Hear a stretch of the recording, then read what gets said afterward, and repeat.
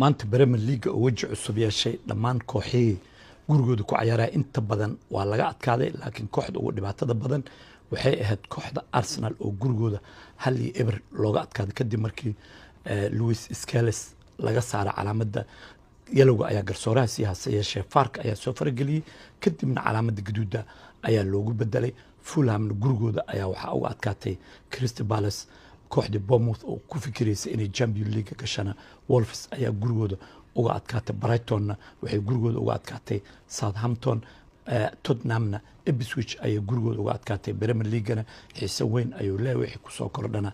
waxaa inii soo gudbi doonaa daqiiqadaha soo socda ayaa inii soo gudbi doonaa Arsenalna ma u maleynayo horyaal inay qaadayso sababtoo ay fursadii ay lahayd aad iyo aad ay iskaga beerdaraysay waxaana is leeyahay Arsenal waa u dhamaatay xataa Liverpool haddii biri laga adkaado horyaalka wuxuu u socdaa dhankaas iyo Liverpool ayuu u socdaa